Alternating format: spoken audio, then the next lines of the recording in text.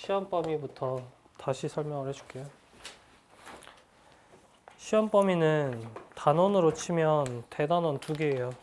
그래서 단원 1부터 대단원 우리 배운 데 2까지 여기까지 나올 거고요.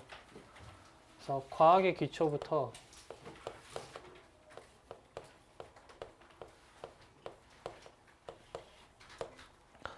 그리고 선생님이랑 그 전기적 성질 중에 반도체 배운 거 있죠, 반도체. 여기까지 나올 거고요. 페이지로 치면 이제 10페이지부터 어디까지냐면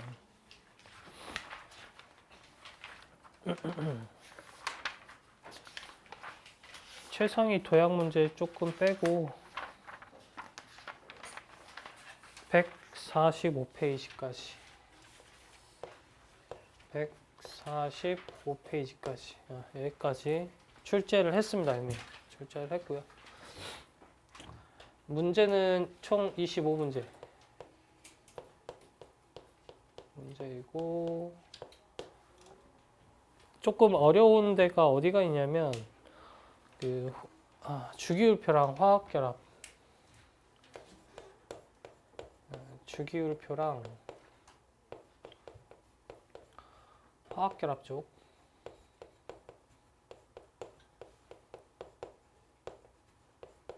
좀 어려워. 그래서 여기 공부 좀 해놓으면 여기는 좀 공부 많이 해놓으면 되게요. 알겠죠? 그래서 난이도는 현역 고1 중간고사 수준으로 됐습니다. 그래서 공부할 때 참고하길 바라고 요즘 이제 공부는 그래서 다음 주에 선생님이 문제지 주면 시험 시간은 총 50분이고 여기에다가 선생님이 그 정답지 따로 기입하는 OMR 카드 비슷한 거 줄 테니까 거기다가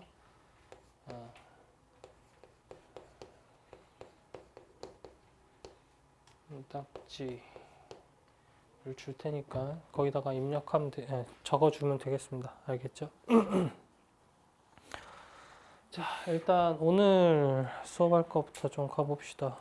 오늘 수업은 저번에 20페이지 여기를 안 했더라고. 세면 여기는 시험 문제 내진 않았는데 그래도 하고 가야 되는 부분이니까 여기 짧게 하고 뒷부분 바로 가자고. 자, 그래서 20페이지 펴봅시다. 일단 교재는 20페이지 왔어?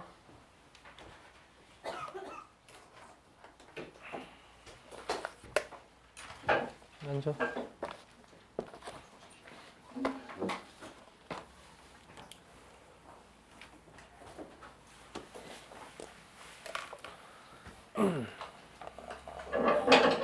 자, 20페이지.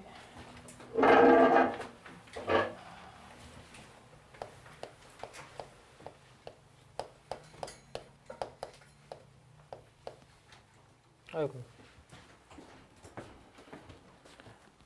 잘못 적었다. 20페이지 신호와 정보. 신호와 정보. 또 봅시다. 별로 어려운 내용은 아니에요. 일단 신호란 무엇인가? 더 보죠. 신호란 뭘까? 라고 했을 때 자연에서 발생하는 여러 가지 물리적인 변화들 자연에서 발생하는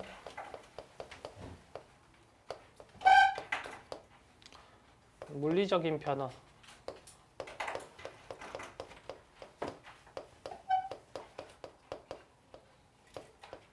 우린 이걸 전부 다 신호라고 부릅니다.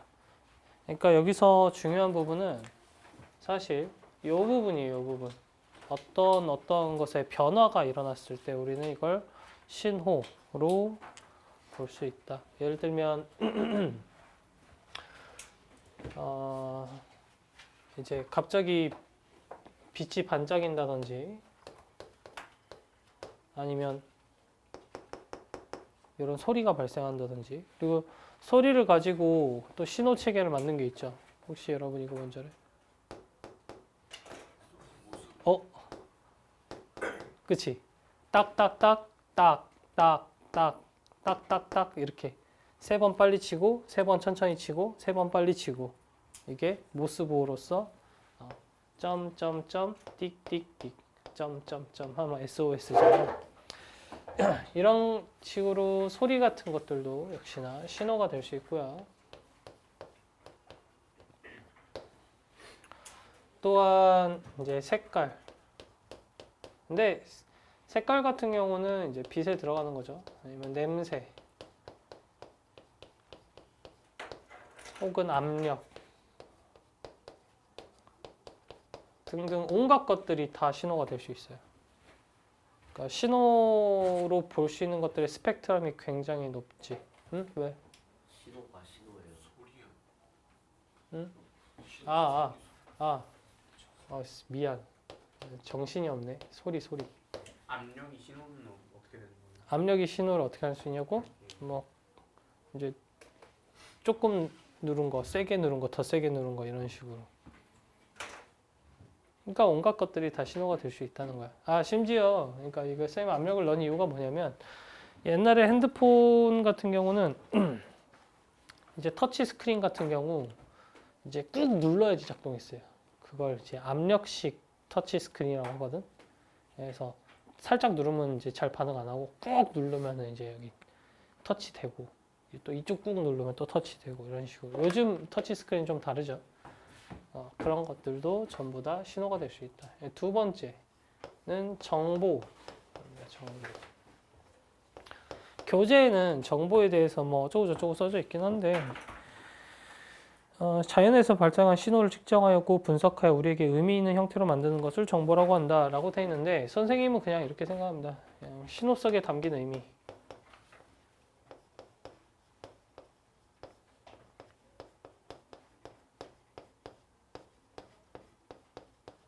이거죠. 그러니까 어떤 신호를 받았을 때 그 신호가 어떤 의미를 가지고 있냐를 따라서 우리에게 정보가 될 수 있다. 그런 거. 아까 SOS도 마찬가지죠. 사실 SOS에서 소리가 그냥 빠르게 딱딱딱, 딱딱딱, 딱딱딱 이렇게 하면은 그거를 SOS 신호 체계를 모르는 사람, 그러니까 모스부호 신호 체계를 모르는 사람한테 들었을 때는 의미 없는 소음이 되겠지만, 알고 있는 사람한테는 정보로 다가오겠죠. 그런 것들. 또한 이런 것, 우리가 이제 배운 걸로 치면 이런 게 있지. 여기 태양이 있어. 태양에서 빛이 와. 그지? 태양에 빛이 와서 이걸 분광기로 스펙트럼을 분산시켜. 그러면 빛이 이렇게 쪼개지지. 쪼개져서 스펙트럼이 나타날 거야. 이걸 좀 더 확대해서 보면은 여기에 막 이런 선들이 나타날 거야. 그죠? 이런 선들도 역시나 빛의 신호입니다. 신호. 근데 이거를 그냥 모르는 사람이 보면은 그냥 무지개 빛깔이구나 라고 하고 넘어가겠지만, 어떤 사람들은 이 속에서 이 선들의 의미하는 걸 이제 깨닫고, 이 선들 뭐야? 흡수 선 스펙트럼이죠. 이 흡수 선 스펙트럼 가지고 유진이 뭘 할 수 있어? 그렇지. 여기 태양 속에 담긴 원소들. 수소 들어있네. 헬륨 들어있네. 얘네들은 이러한 스펙트럼인데 하면서 우리는 이 녀석, 이 선의 위치로부터 정보를 얻을 수 있죠. 이런 것들. 그래서 신호 속에 담긴 의미들이 정보다. 그런 얘기입니다. 이 정보를 어떻게 처리할 거냐에 따라서 여러 가지 우리가 사람이 이제 얼마나 아냐에 따라서 이 신호들이 어떤 정보를 담고 있느냐를 알아볼 수 있는 건데, 이 신호에는 또 두 가지 큰 계열이 있어요. 이 신호에. 자, 그래서 아이고, 세 번째.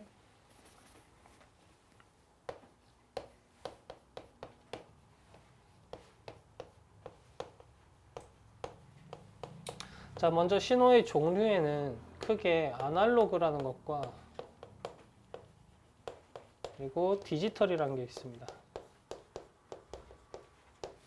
많이 들어봤죠?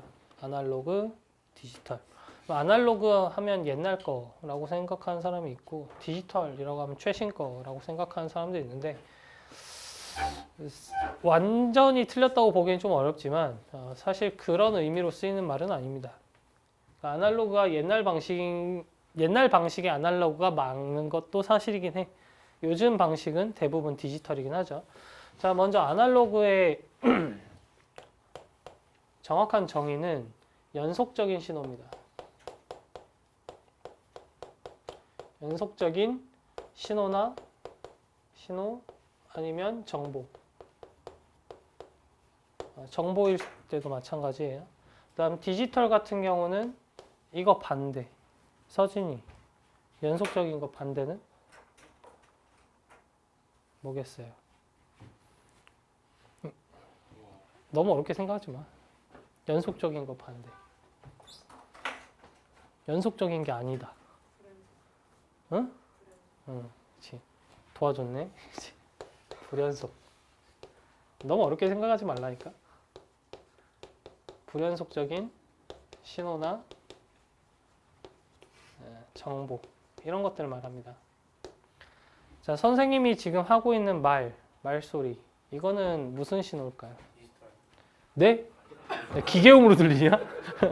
디지털이라고? 불연속적인 어? 아니 선생님의 말소리를 만약 음파 측정기로 측정을 하면은 뭐 이런 식으로 나올 거예요. 이런 식으로 나올 거예요. 그렇죠? 이런 것들. 그래서 사람 목소리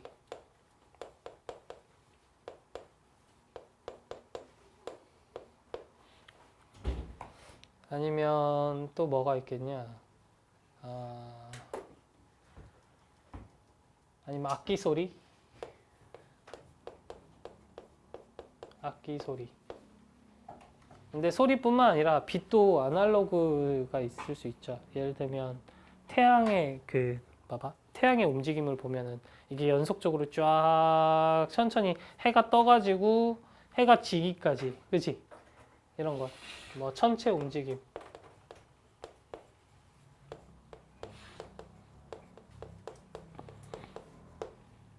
등등. 그래서 이런 녀석들의 공통점을 보면 자연에서 발생하는 신호들, 자연 속 신호들이 대부분 아날로그입니다. 물론 100% 다 아날로그는 아니에요. 자연에서 발생하는 것 중에서도 디지털 형태가 있을 수는 있죠.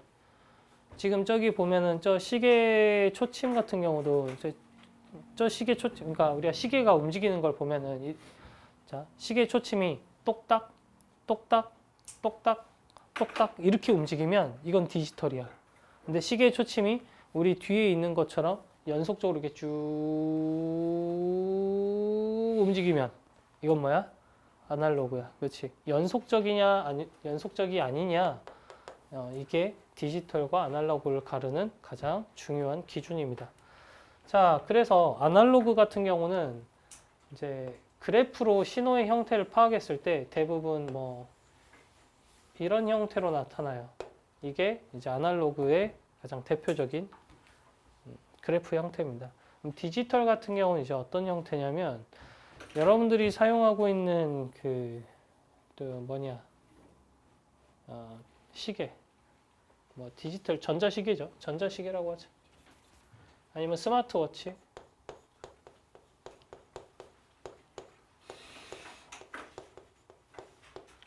그것도 할 걸.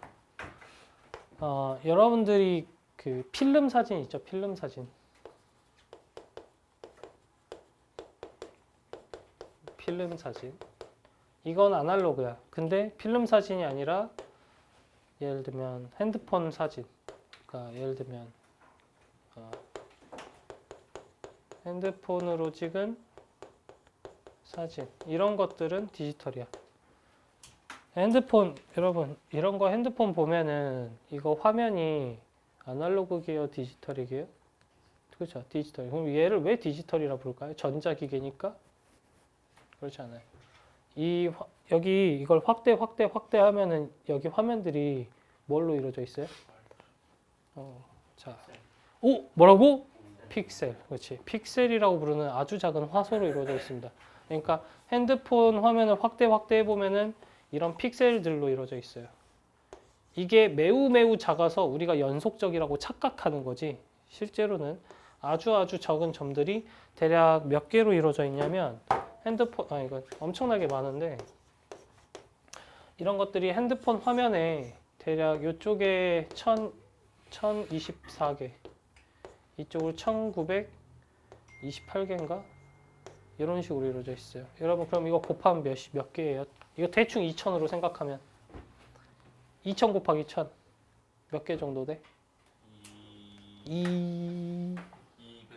그렇지. 200만 화소. 우린 이거를 이렇게 200만 화소를 띠는 화면을 뭐라고 부르냐면 이렇게 부릅니다. FHD. 그렇지. FHD. 이렇게 불러요. 이 정도 화질을 가진다. 이게 FHD고요. FHD보다 더 높은 이제 해상도를 띠고 있는 거는 뭐라 부르냐면 이렇게 불러요. 1928. 여기가 1928이고 얘가 2040. 2048이구나. 2048. 그러면 이게 몇이에요? 이게 QHD예요. 그렇죠. 그리고 다른 말로는 2K라고도 불러요. 2K. 이게 2K예요. 여기서 자, 그 다음은 여기를 2048로 하고 여기는 맞아. 4000. 그러니까 이거 2배 값 넣으면은 그게 뭐예요? 4K예요. 이런 식으로. 자, 이런 식으로 우리가 흔히 사용하고 있는 전자기기 화면, 그러니까 선생님이 핸드폰 사진이라고 했는데 현재 우리가 쓰고 있는 전자기기 화면들은 대부분 디지털 형태입니다. 불연속적인 거를 무지막지하게 많이, 그러니까 점들을 많이 구성해서 아날로그처럼 보이게 해놨습니다. 자, 그래서 디지털 방식의 그래프 형태를 보면은 이렇게 생겼어요. 정보라든지 신호의 형태를 보면은 이런 식으로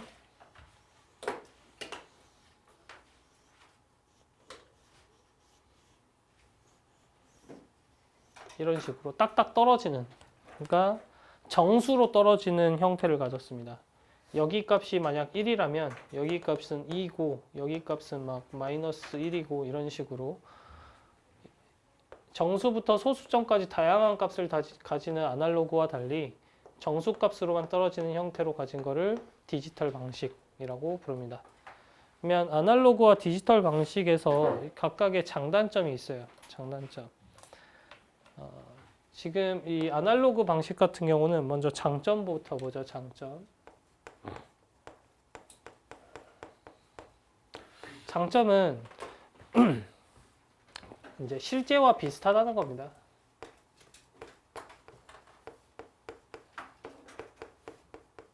근데 이게 조금 말이 웃긴 게 실제와 비슷하다고 했는데 이건 다 실제잖아. 그렇지? 그러다 보니까 근데 실제와 비슷해서 사람이 이제 느끼기에 위화감이 크게 없다라는 거고, 그리고 장점은 근데 요 정도고 단점도 있어요.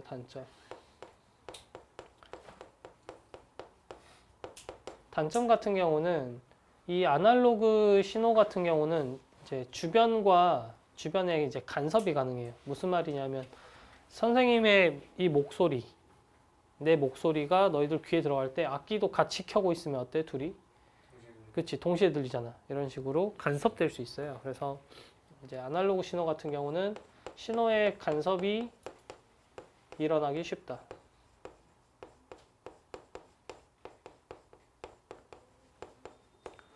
이걸 두 글자로 줄이면은, 그러니까 신호가 왜곡될 수 있어요.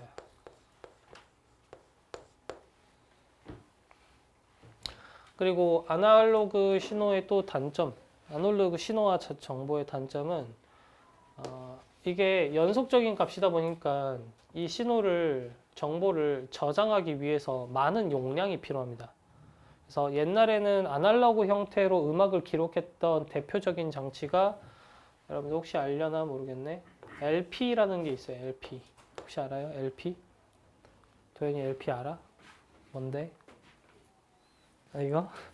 맞아. 그 DJ들이 까만색 판 이렇게 하는 거 같이 생긴 그런 검은색 판 하나가 이렇게 커다란 게 있는데 거의 크기는 라지 사이즈 피자만 해요. 까만색 이런 판이 있어. 커. 크다고 해야 되나? 이게 피자가 잠깐만 M 사이즈라고 해야 되나? 뭐 미디엄 사이즈라 해야 되나? 요 정도 돼요. 근데 이 LP판 하나에 몇 곡이 들어가냐면 한 곡 들어갑니다. LP판의 작동 원리는 이제 플라스틱 비스무리하게 생긴 물질에다가 자 이게 LP판이라고 해보자. LP판이 그러면 처음에 생 LP판이면 아무것도 없이 매끈매끈해. 그치? 여기에다가 이거를 축음기라고 하는 장치에다가 이렇게 연결시켜. 축음기는 이거를 그냥 돌려. 계속 그 전자레인지 마냥 이렇게 돌리는 거야. 자, 여기에 이제 축음기에는 한 가지 장치가 더 있는데 바로 바늘 달린 뾰족한 바늘이 달린 이 축이 있어요. 그래서 이거를 가지고 여기다 연결하면 되는데 얘는 지금 아무것도 기록이 안 돼 있으니까 먼저 기록부터 해야겠죠. 기록을 어떻게 하냐면 축음기에 이렇게 그 마이크 같이 생긴 관이 있어. 관이 있는데 여기에다가 내가 하면서 이렇게 거기다 말을 하면은 내 말소리가 그 관을 따라 들어가 가지고 그 진동이 그대로 이 바늘에 전달이 돼. 그럼 바늘이 내가 하는 이 목소리에 맞춰서 진동을 하겠지. 그 상태에서 이걸 돌리는 거야. 어떻게 될 것 같아? 그러면 이 진동이 LP판에 새겨져. 그렇지? 새겨지는 거야. 그래서 사람의 목소리든 악기의 소리든 여기 LP판에다 먼저 새기는 작업을 합니다. 이 느낌을 그대로 그냥 거기다 새기는 거예요.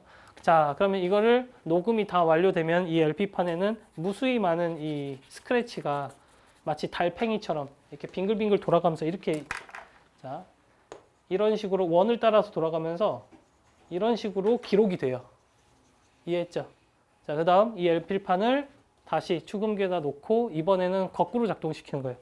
얘를 돌리면 돌릴 때 바늘을 여기다 끼워. 그 홈에 맞춰서 잘 끼워야 돼. 홈에 잘 맞춰서 딱 끼우면은 이제 이게 돌아가면서 이 바늘이 홈을 따라서 진동하기 시작해. 그러면 이 진동이 다시 관을 타고 나오는 거야. 이렇게 재생이 되거든. 그러다 보니까 한 판에 몇 곡? 한 곡. 근데 지금은 많이 쓰지 않지만 옛날에 많이 사용했던 CD를 예로 들어볼까요? CD. 자, CD가 있다고 해봅시다. 이 CD는 빛을 이용해서 정보를 저장하는 방식인데 CD 혹시 살면서 본 친구들 있어요? 대충 어떻게 생긴지 알죠? 여러분 아마 초등학교 저학년 때까지만 해도 CD가 조금 어느 정도 있었으니까 요 정도 되는 사이즈 판에 그 빛에 비춰보면 그 무지개 나오는 반짝반짝 거리잖아요. 자, 이때 CD는 투명한 이 플라스틱 판 아래에 빛을 받으면 빛에 반응하는 그런 아래 색칠된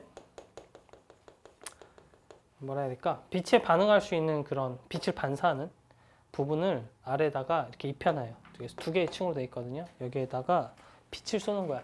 처음에 CD에다가 뭔가를 기록할 때는 여기에 레이저를 쏴요. 레이저를 쏴서 얘를 태워. 너희들 점 빼봤어? 아직 안 빼봤어? 점 같은 거 뺄 때 레이저로 이렇게 사람 피부를 지지거든. 그러면 사람이 어떻게 돼? 타요.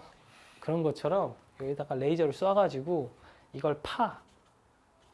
그러면 이 CD 아래에 이 부분이 어떻게 되냐면 이렇게 굴곡지게 되거든. 이런 식으로. 그러니까 여기엔 투명한 레이어층이 있고 아래에 그 빛을 받는 부분이 이렇게 파이는 부분이 발생해요.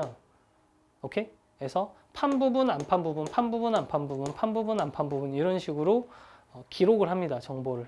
자, 이때 파인 부분이 0, 튀어나온 부분은 1 이런 식으로 01, 01, 01 이런 식으로 정보를 기록해 놓는 거예요. 이게 바로 무슨 방식? 디지털 방식입니다. 좀 빼는 거 아파요. 겁나 아파요. 겁나 아파요. 근데 너무 걱정할 필요 없어. 마취해줘. 마취약을 살짝 이렇게 발라줘. 어? 아니 이제 그래서 태울 땐 별로 안 아파. 마취 풀리면 아파. 어떻게 아파요? 따끔해요.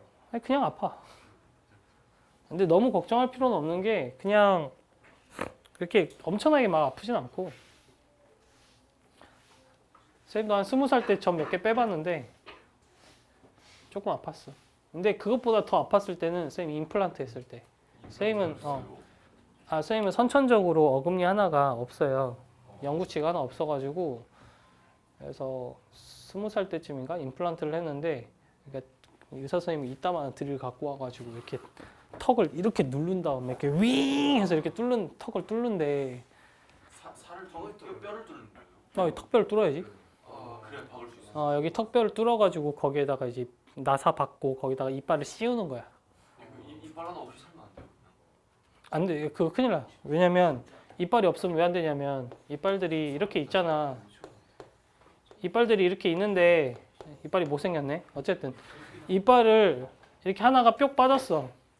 그러면 이빨들도 자기들끼리 이렇게 같이 나란하게 있어야 되는데 씹을 때 자꾸 압력이 가해지다 보면 얘들이 이쪽으로 기운단 말이야. 그럼 얘들이 다 무너져. 그래서 없으면 안 돼요. 어우. 그래서 근데 선생님은 아픈 것보다도 더 힘든 게 뭐였냐면 진짜 힘들었던 거는 이제 마취 풀리면 물론 아픈데 이게 턱뼈를 뚫어버리면 거기서 피가 무슨 분수처럼 나온단 말이야. 푹푹 계속 나와. 계속 나와가지고 문제는 이제 시술이 끝나고 마취제도 뭐 먹고 지혈제도 먹고 해도 이 피가 안 멈추는 거야. 계속 나와요. 피가 아예 근데 계속 분수처럼 나오진 않고 분수처럼 나올 때는 이제 처음에 뚫었을 때 뿐이고 계속 조금씩 새어 나와. 계속 새어 나와. 그래가지고 뼈 아래 뭐가 있길래? 동맥이 있어요. 동맥이 아니 잠깐만 너희들 얘들아 뼈는 살아 있어요. 너희들 잠깐만 사골곰탕 같은 거 한번 먹어봤어? 야 뼈는 보면은 너희들 이렇게 되면 그냥 다 칼슘 덩어리처럼 보이지. 뼈가 살아 있어서 사실 이 안쪽에 다 피야. 피라고요? 뼈 안쪽에 다 피야 이거. 너희들 뼈 같은 거, 그 곰탕 같은 거, 아니 감자탕 같은 거 먹어보면은 뼈 이렇게 잘라서 좀 주잖아. 그 안에 잘 보면은 그 엄청 구멍 많이 뚫려 있잖아요. 그래, 그 골수가 다 피라니까? 골수가 피예요? 그럼 골수가 피지 뭐겠어? 숟가락으로 이렇게 그어서 먹는 거 아니었어요? 야 그게 다 피야. 그래가지고 이게 피가 계속 새어나와가지고 제일 힘들었던 거는 밥을 먹어도 피맛밖에 안 나고요. 국수를 먹어도 피맛밖에 안 나고요. 뭘 먹어도 피맛밖에 안 나서 그것 때문에 좀 힘들었습니다. 어쨌든 그게 중요한 게 아니고. 자 어쨌든 이 CD 같은 경우는 대략 몇 곡 정도가 들어가면 700곡이 들어가요. 700곡. 그래서 그죠? 이제 선생님이 말하려는 장점이 바로 이거야. 디지털의 엄청난 큰 장점은 그렇지. 저장성이 엄청나게 좋습니다. 왜냐하면 신호라든지 정보를 이렇게 잘라서 집어넣으면은 정보량이 굉장히 압축되거든. 그래서 이제 장점으로는 정보를 많이 저장할 수 있어요.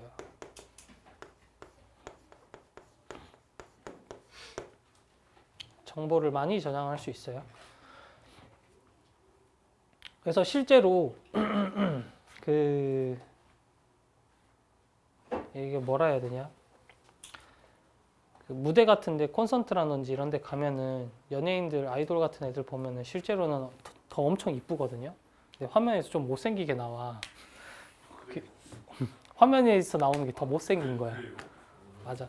방송국 카메라는 성능은 좋은데 방송국 카메라가 4K 정도 되거든요. 화질이 엄청 좋아요. 근데 문제는 그거를 실시간으로 스트리밍해서 TV에다가 쏴주려면 이 정보량이 너무 많으면은 렉 걸리니까 화질을 많이 낮춰요. 많이 낮춰서 보낸단 말이야. 그래서 그리고 실제로 보면 더 이쁜 이유도 막 그렇습니다. 그래서 화질을 많이 낮춘 거예요. 방송국에서 나오는 게.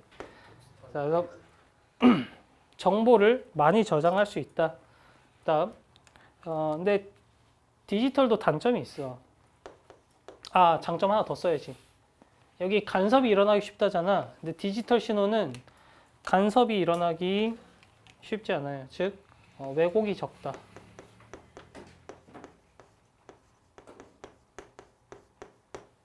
왜곡이 적다. 사실 이 두 장점 때문에 디지털 이제 신호 체계가 지금처럼 엄청나게 발달을 한 건데, 다만 디지털도 단점이 있다면 얘가 정보를 복사하거나 편집하는 게 너무 쉬워. 너희들도 알잖아. 그렇지? 불법 복제라든지 아니면 또 요즘 AI 기술이 더 성행해가지고 이제 정보를 편집해가지고 남을 속이기가 쉽다는 거. 그래서 단점은 이게 편집과 복사가 쉽다는 건 장점이기도 하지만 또다시 단점이기도 하니까 악용할 수 있으니까. 그렇지? 그래서 이제 무단 복제나 편집이 쉽다.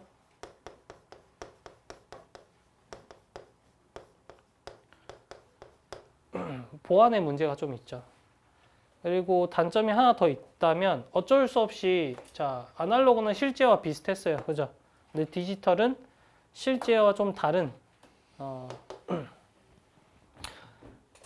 아 잠깐만 쌤이 잘못 쓴 것 같다. 왜곡이 적다를 지웁시다. 여기다가 적자. 왜곡이 있다. 오래전에 했더니 좀 가물가물했어. 미안. 이것도 지워. 왜곡하고 간섭하고 좀 달라. 선생님이 말하는 왜곡이 뭔지 좀 보여줄게. 자, 쌤이 순간 잘못했는데 디지털 신호가 어떻게 왜곡이 일어나는지 좀 보여줄게. 먼저 선생님의 목소리를 녹음을 한다고 쳐보자. 그러면 뭐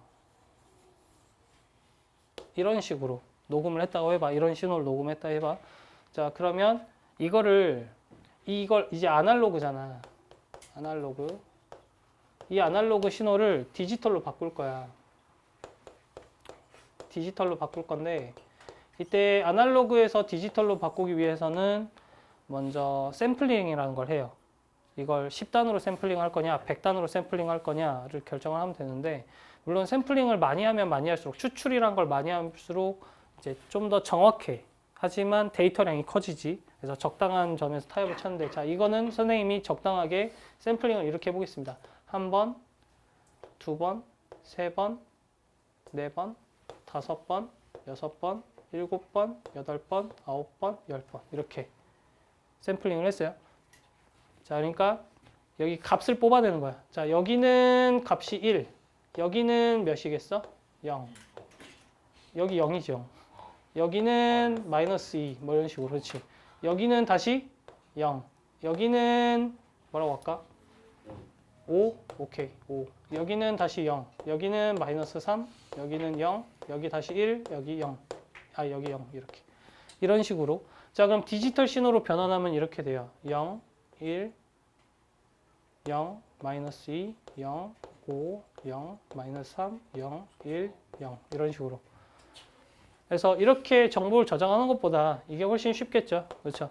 자, 그럼 이거를 우리 인간은 이렇게 귀에 들어오면 들려요? 안 들려요? 당연히 그죠. 불가능하죠. 그럼 이걸 다시 소리 신호로 변환한다고 해봅시다. 다시 소리로 변환할 거야. 그랬을 때는 이제 컴퓨터에다가 자 0, 아 여기 0이구나. 0 넣고 1 넣고 0 넣고 마이너스 2 넣고 0 넣고 5 넣고 0 넣고 마이너스 3 넣고 0, 1, 0 이렇게 됩니다. 그러면 이걸 자 변환하면 이제 이렇게 되겠죠. 이런 식으로 변환이 돼요. 자, 이렇게 소리가 각지게 나오면 굉장히 날카롭게 들릴 테니까 적당하게 이제 알고리즘으로 이걸 부드럽게 깎으면은 이런 식으로 만들 수 있습니다. 이런 식으로. 자, 그랬을 때 이 소리는 이 소리랑 똑같아요. 아니. 그치? 약간 다르죠. 그럼 이제 디지털의 단점은 이 왜곡이 있다는 말은 이겁니다. 그러니까 아날로그 신호를 다시 디지털 정보로 변환한 다음에 저장한 다음에 그거를 사람이 들을 수 있는 형태로 다시 변환하는 과정에서, 즉 아날로그로 다시 변환하는 과정에서 정보의 손실이라든지 이런 것들이 일어날 수 있어요. 이게 왜곡입니다. 통화할 때 약간 다르게 이런 거 아니에요? 그렇지.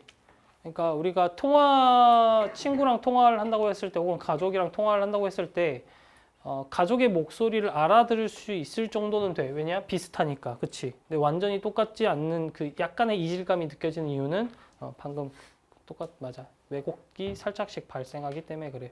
자, 근데 이거는 약간 기술적인 부분을 커버 칠 수 있어요. 뭐냐면 선생님이 방금 샘플링을 몇 번밖에 안 했어요? 한번. 10번 했죠. 오. 이걸 10번에 걸쳐서 이제 정보를 값을 갖고 온다고. 자, 이거를 샘플링을 예를 들어 100번을 한다고 해봅시다. 어떻게 돼요, 그러면? 값들을 이렇게 뽑아내는 거야. 오. 이렇게 많이. 그럼 최대한 예전 현실과 어떻게 돼요? 비슷해져요. 맞아요. 그거예요. 그러니까 영상으로 치면 해상도를 늘리는 이유도 최대한 현실과 가깝게 하고 싶어서 그런 거 아니겠어? 그런 얘기입니다. 끝. 자, 디지털과 정보는 이 정도까지 하면 되니까, 자, 21페이지 중요 개념 체크 1번, 2번 해봐.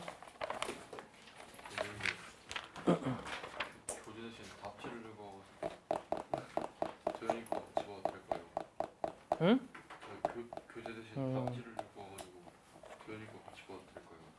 그래요. 죄송합니다. 너는 숙제도 안 하고.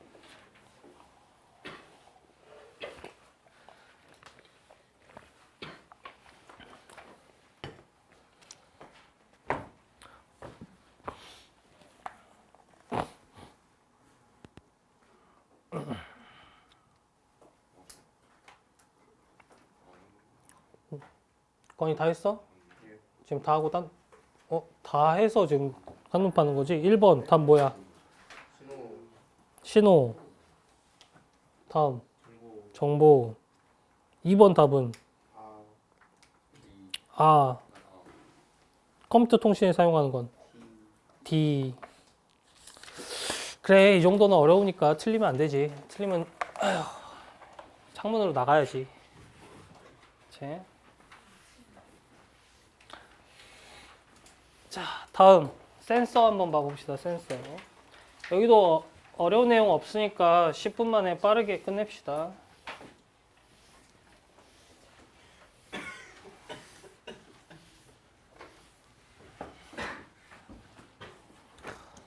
자, 센서라고 하면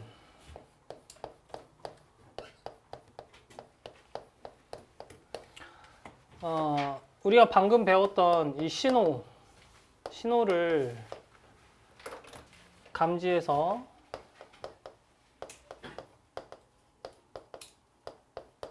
이제 디지털로 이제 변환하는 장치 정도로 이해하면 됩니다.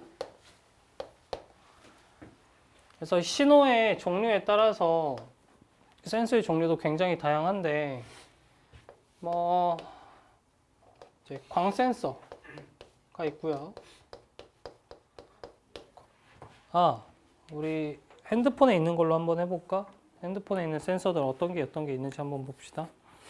자, 핸드폰에 여기 전면부에 보면은 여기 까만에서 잘 안 보이지만 광 센서가 있어요. 그래서 이 빛의 세기를 인식할 수 있어. 오케이? 그래가지고 햇빛 아래에 있을 때는 얘가 바퀴가 저절로 밝아져. 바퀴 밝으니까. 근데 어두운 데 있을 때는 어때? 얘가 밝기가 스스로 내려가. 사람 너무 눈 아플 수 있으니까. 이런 식으로 빛의 세기를 감지할 수 있는 광 센서가 있고, 자, 두 번째는 여기 있는 걸로 해봅시다. 또 이 화면에 있는 이 화면 그 자체가 또 정전식 터치 센서라고 하거든요. 정전 센서라 불러요. 그러니까 정전기를 느낄 수 있는 그런 정도라고 생각하면 되는데, 사실 이 유리 화면처럼 생겼지만 얘는 화면 아래에 전류가 흐를 수 있는 물질이 아주 얇게 있고요. 그래서 거기에 아주 미약한 전류가 흐르다가 사람의 손이 닿으면은 그 전기장이 변해요. 그걸 가지고 사람의 손이 어디 닿았는지 인식하는 센서거든. 그래서 이런 걸 정전 센서라고 합니다.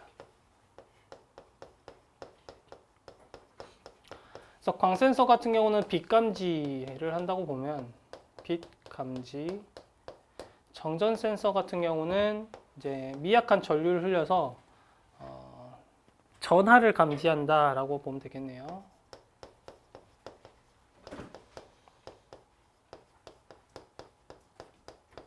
세 번째는 압력 센서. 아까 선생님이 얘기했던 옛날 핸드폰 중에, 그러니까 스마트폰이 이렇게 정형화가 되기 전에 조금 과도기가 있었어. 그때 등장했던 핸드폰인데 이렇게 눌러서 화면을 눌러서 꾹 눌러야 돼. 꾹 눌러가지고 작동하는 그런 게 있었습니다. 네, 압력 센서. 있고. 버튼이 따로 있는 거야? 아니면 화면 자체를 화면. 화면이. 근데 압력 센서가 이제 많이 활용되는 예시는 또 그런 게 있죠. 지뢰 같은 게 있죠. 지뢰가 대표적인 압력 센서지 뭐. 밟았을 때 압력을 감지해가지고 예를 들면 걔가 다람쥐 같은 게 밟았을 때는 압력이 충분해 안 충분해? 안 충분하니까 안 터지고 사람이 밟았을 때만 터지는 그런 거죠. 그리고 아니 압력 신호로 터진다고 지뢰들은.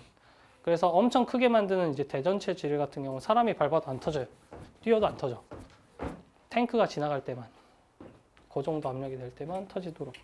그래서 그런데 자 압력을 감지하자 이거는. 이제 둘 다 핸드폰에서 쓰이다가 얘가 워낙 불편해요. 엄청 불편해서 지금은 전부 다 이걸로만 쓰죠. 그렇다고 해서 정전식 터치가 이제 무조건 장점만 있는 건 아니고 단점도 하나 있어. 물방울만 닿아도 감지해.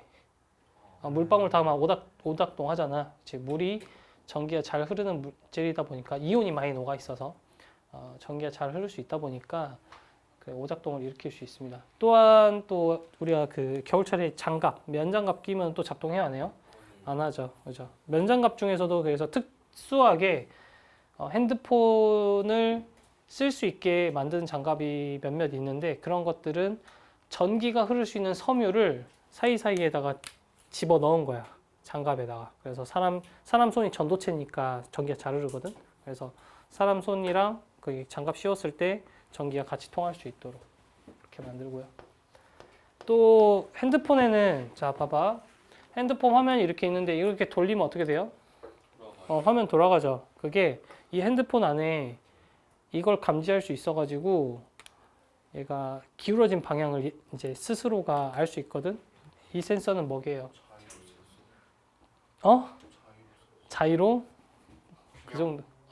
균형? 비슷한데.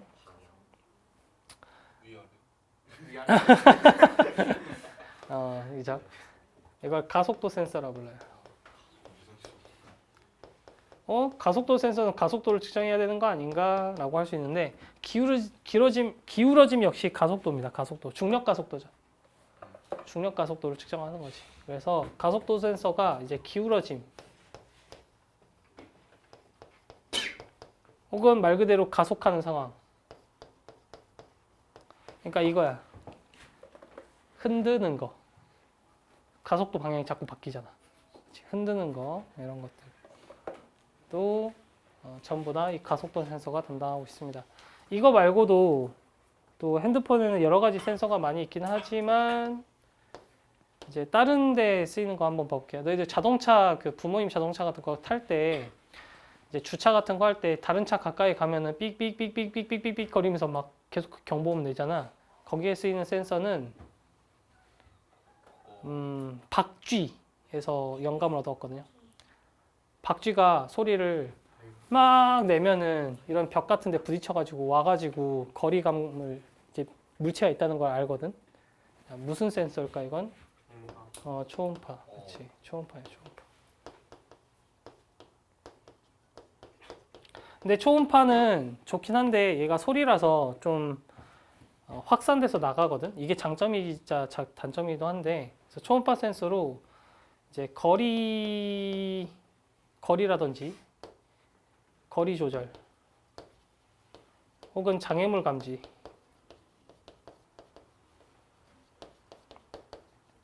근데 초음파 센서 말고 이걸 또 할 수 있는 센서가 하나 더 있어. 리모컨에 있는 거이기도 한데 적외선 센서예요.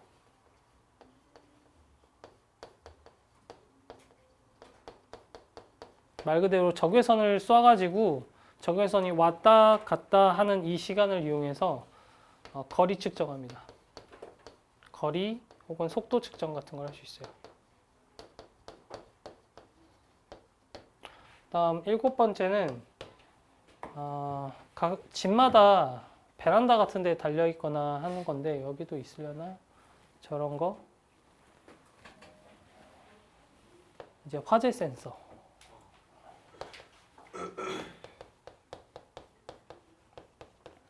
화재 센서는 여러 가지를 느낄 수 있는데 CO2 농도 그리고 그 연기 물질, 가스 센서이기도 하고 또 온도도 같이 측정하고 그래서 화재 센서라고만 해버리면 좀 그렇긴 하네. 그래서 온도 감지하거나 온도 감지 아니면 가스 감지 이런 거 할 수 있습니다. 그래서 온도만 감지할 수 있는 거는 또 온도 센서가 따로 있고요. 가스만 느낄 수 있는 것도 또 가스 센서가 또 따로 있고요. 다음 8번째 이온 센서 같은 것도 있어요. 수용액 속에 들어있는 이온의 농도를 감지할 수 있는 거야. 그래서 말만 들어도 대충 뭔지 감이 오죠? 이온 센서, 이온을 감지할 수 있다 정도. 이런 것들이 있다. 교재 23페이지에도 잘 나와 있으니까 한번 읽어보면은 괜찮을 겁니다.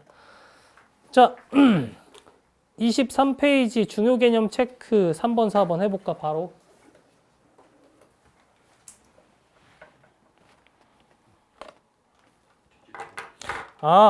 압력 센서 생각해보니까 그거 있구나. 태블릿 펜 같은 거 꾹 누르면 굵게 써지고, 작게 누르면 작게 써지고 하니까. 그러네.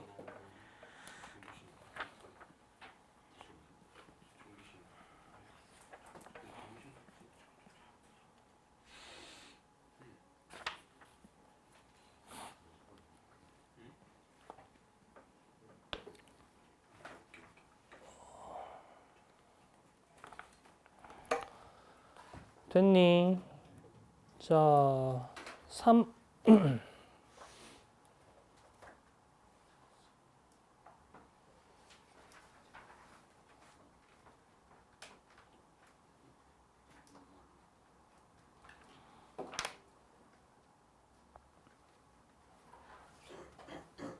어디 보자. 저기 서윤이 3번 답은 뭘까요? 오, 그렇죠. 전기 신호. 잘했어요. 전기라고 해도 되고 디지털이라고 해도 됩니다. 큰 상관없고요. 자, 다음 어디 보자. 현우 4번. 광 센서는 어디에 연결해야 돼? 니은. 굿. 압력 센서는? 기억. 온도 센서는? 오케이. 디귿. 좋습니다. 자, 페이지 넘겨봅시다. 뒤에 있는 것도 그렇게 어렵지 않으니까 중요 개념 체크 5번, 6번 바로 해볼까요? 이거 위 안 읽어도 풀 수 있어, 너희들.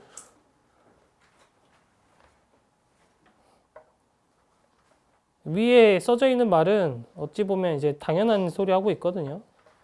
뭐 SNS라든지 온라인 교육, 전자상거래 등등의 뭐 디지털 정보를 활용하고 있다. 뭐 그런 내용이라서 5번, 6번 바로 풀 수 있을 겁니다.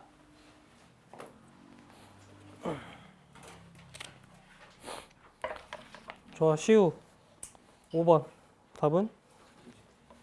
그죠? 디지털이지. 6번 답도 해볼까?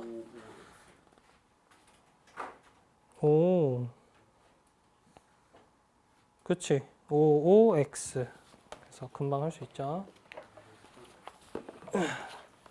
자, 여러분 25페이지에 있는 탐구 확인 문제 1번, 2번 풀어보고 10분 쉬었다가 다음 수업 하겠습니다.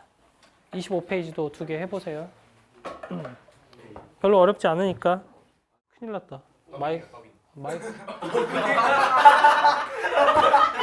마이크를 끄고 했어. 아이 뭐 큰일 났네. 어떡하지? 선생님 통합과학 수업 지금 이거 하나밖에 없는데. 큰일 났네. 뭐 어쩔 수 없지. 어쨌든 자 이거 얘네들이 이제 종속 과목 강문 계라고 해가지고 이제 분류 체계가 있습니다. 거기까지 이제 공부를 하려면은 이제 고2까지 가면 되고요. 자 외권 한번 봅시다. 외권은 뭐냐면은 지구 외적 존재들을 말해요. 근데 지구 외적 존재들인데 왜 지구 시스템에 집어넣냐면 지구가 작동하기 위해서 꼭 필요한 존재들. 그러니까 지구에 영향을 주지만 지구 바깥에 있는 존재들을 말합니다. 자, 외권의 또 대표적인 애들. 자, 지구한테 제일 중요한 거 없으면 그렇지. 태양이 있겠죠. 태양만큼의 영향은 아니지만 그래도 없으면은 엄청나게 문제가 생기는 거. 달. 그렇죠. 이런 애들이 있습니다. 나머지 애들은 조금 짜투리예요. 있어도 그만 없어도 그만 큰 문제 없는 애들. 뭐 수성, 금성 이런 애들. 물론 걔네들도 지구 근처에서 뭐 중력을 또 주고받고 뭐 또 하고 하긴 하지만 그러니까 금성에서 지구로 빛이 오잖아. 그러니까 우리가 금성을 볼 수 있잖아. 그렇기 때문에 영향이 아예 없다고 하지 수는 없지만 얘네 두 개가 거의 대부분이고 나머지는 기타 등등으로 넣어도 될 만큼 큰 영향은 없습니다. 정도. 자, 이때 지구 시스템을 따질 때 지구 시스템은 우리 이 태양의 영향력이 워낙 중요하기 때문에 태양계 독립적인 존재가 아니라 태양계 속에 존재한다 라는 거 꼭 잊지 말고요. 알겠죠? 태양계 속에 존재를 하고 있다 라는 거. 자, 여기서 지구 시스템의 조금 특별한 점이라고 한다면은 뭐 수성도 그렇고 금성도 그렇고 수금, 지화, 목토, 천, 해 이렇게 여러 가지 행성들 중에서 나머지 애들은 직권, 기권, 수권, 아니 수권 좀 애매하긴 해. 걔들은 이제 H2O라는 물 성분은 있어도 그게 액체 상태로 이쁘게 모여 있는 경우는 크게 많지 않으니까 좀 애매하긴 해도 다른 행성들과 가장 큰 차별점, 지구라는 행성의 가장 큰 차별점 이 중에서 누굴까요? 기권. 생물권. 그렇지, 이거지. 그거 다른 행성에서 찾아보기 힘든 아주 특별한 권이 있습니다. 바로 생물권이죠, 생물권. 수권이라니. 그러니까 뭐 근데 물이 화성에도 아예 없는 건 아니고 얼어붙어 있지. 화성이 얼어붙어 있다. 지층 아래 있어요. 땅 아래. 한번 막 물 나와요. 아, 얼음으로 나오지. 물로 안 나오지. 자, 어쨌든 이 생물권이 굉장히 특별한데 그럼 지구에만 왜 생물권이 있냐? 여기에는 몇 가지 이유가 있습니다. 그 이유를 좀 적어보죠. 요거 이유. 지구에만 생물권이 존재할 수 있는 이유에는 먼저 첫 번째 뭐가 있으니까? 산소. 좋아요. 물이 있어서. 근데 다른 행성 막 밑에 파보면 생물들이 살고 있을 수도 있잖아요. 지들끼리 막 해성 만들어가지고. 그렇죠. 가능성이 아예 없다고는 할 수 없어. 그래서 아직 찾고 있는 중인데 아직 발견은 못했으니까. 그건 이제 가능성의 영역이니까 아직은. 자, 근데 물이 있다라고 했을 때 우리가 얼음이 아니라 물이란 말이야. 그치? 그러면 이 물이 존재하기 위해서는 또 두 가지 조건이 필요해요. 태양과 거리가 어떠니까? 적당하니까요. 이걸 생명 가능지대라고 부르거든. 태양과 거리. 이게 중요해. 태양과 너무 가까우면 어떻게 돼? 물이. 그치. 증발해서 기체 상태야. 태양과 너무 멀면. 얼어요. 그렇지. 얼어. 그래서 이 태양과 거리가 적당하다는 조건이 굉장히 중요하거든요. 그래서 과학자들이 다른 항성계에서도 이제 생명체를 찾을 때 이제 항성계라고 했을 때는 우리 태양계처럼 항성이 있고 옆에 행성들이 딸려 있을 때 이때 이 적당한 거리에서 찾으려고 하거든. 물이 있을 만한 곳. 그지? 이런 식으로 찾아내가지고 쳐들어가는 영화가 있어. 아바타. 아바타 정답이야. 그렇지. 선생님은 영화를 봤을 때 아바타를 좋아하는 이유 중에 하나가 그 다른 영화들 보면 외계인들이 항상 침공당하거든. 인간이. 아바타는 유일하게 인간이 외계인을 침공해요. 그래서 난 그 부분이 좀 좋았어.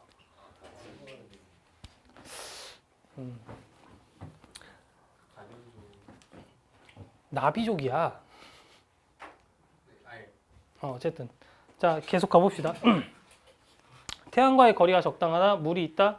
그리고 또한 자 이게 있어요.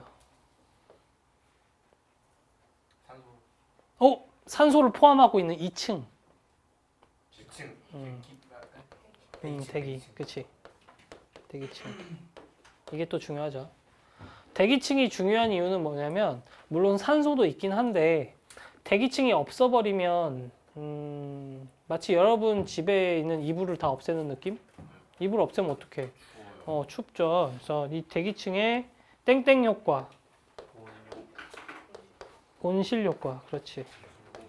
이게 우리 생명체가 살아가는데 엄청나게 중요하게 작용을 합니다. 또한 대기층 덕분에 이 대기층이 또 뭘 해주냐면 온도를 뜨끈뜨끈하게 유지를 해주기도 하지만 외부에서 이렇게 막 그렇지. 자외선도 있고요. 오존층이 자외선 차단해주고 또 우주에서 하루에 날아오는 돌멩이가 100개 가까이 되거든. 되게 타요. 그렇지. 오면서 타. 그렇지. 유성으로 탄단 말이야. 즉, 이 대기층이 외부 물질을 막아줘요. 외부 물질 방어. 선생님 그건 내려오면서 타는 도중에 그냥 증발해 버리는 거예요. 증발한다라는 표현이 나쁘지 않을지도 그냥 탄다. 근데 그러면은 그게 좀 크면은 녹아도 안 없어져서 떨어지는 거예요. 그럼 운석이야. 타고 있으면은 유성, 타고 없어지면 유성, 그 유성이 타고 타다가 좀 크기가 커가지고 땅바닥까지 떨어지면 운석. 그렇게. 자, 이런 많은 이유들이 있습니다. 자, 159페이지 중요 개념 체크 1번, 2번 해볼까요?